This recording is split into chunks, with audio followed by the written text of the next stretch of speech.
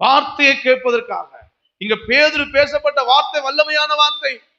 அந்த வார்த்தை கேட்கும் பொழுது குற்றப்பட்டவர்களானாங்க.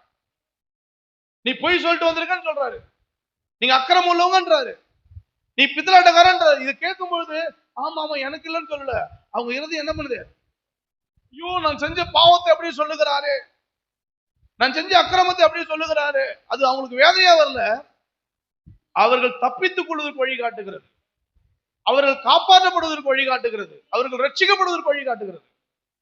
மன சஞ்சலத்தை உண்டு பண்ணாது. குத்துன வார்த்தை. நீங்க எப்பயுமே பாருங்க, ரொம்ப குத்தி பேசுறான், ரொம்ப குத்தி பேசுறது வேற, கடிந்து கொண்டு பேசுறது வேற. வசனத்தை ஒருத்தவங்க கடிந்து கொண்டு பேசுறான்னா அவங்களை சரி பண்றதுக்கு அர்த்தம். ஒரு நல்ல தகப்பன் தன் பிள்ளைக்கு என்ன கொடுப்பான், கர்த்தர் எவளைகளை சிக்ஷிக்கிறாரோ அவர்கள் மேல் என்னவா இருக்கிறாரா, அன்பா இருக்கு, அதிக அன்பா இருக்கிறாராம். அப்படின்னு என்ன அர்த்தம்னா, யார் ஒரு தகப்பன் ஒரு பிள்ளையை ரொம்ப கண்டிக்கிறானோ அவன் தான் நல்ல தகப்பன்.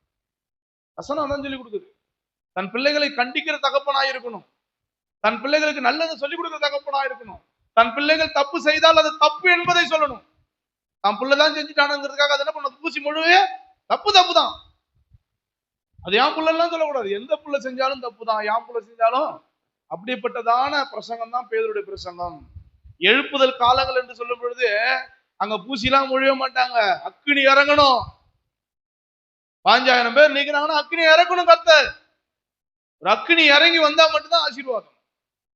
யோசி பாருங்க, குற்றப்பட்டவர்களாய் அன்றைய தினம். அல்லேலூயா.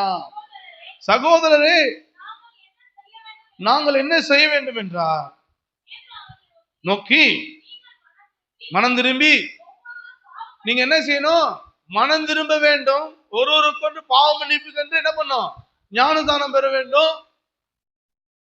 அப்ப பரிசுத்த ஆவியின் வரங்களை பெற்றுக்கொள்ள வேண்டும். அப்ப என்ன பண்ணும், மனம் திரும்பணும், பாவ மன்னிப்பு, ஞானதானம் என்ன பண்ணும், பாவத்தை ஒப்பு கொடுக்கணும், பரிசுத்த ஆவி பெறணும், இயேசுவின் நாமத்தால் ஞானதானம் கொடுக்கணும். இப்படி கொடுத்துருக்க 40 வாசிக்கலாம். இன்னும் அநேக வார்த்தைகளை சாட்சி கூறி மாறுபாடு உள்ள இந்த சந்ததியை விட்டு விலகி. மாறுபாடு உள்ள சந்ததி.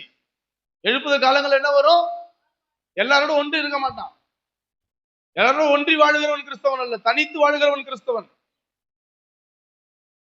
அல்லேலூயா, அல்லேலூயா. இந்த மாறுபாடான சந்ததி விட்டு விலகி உங்களை காப்பாற்றிக் கொள்ளுங்க. இந்த கூட்டத்தோட நீங்க இருந்தீங்க அப்படின்னா நீங்க ரட்சிக்கப்பட மாட்டீங்க. அற்புதம் நடக்குது, சுகம் நடக்குது, பிலிசியம் நடக்குது, அது எடுக்கிறாலும் போகாதீங்க. மாறுபாடான சந்ததியை விட்டு விலகுங்க.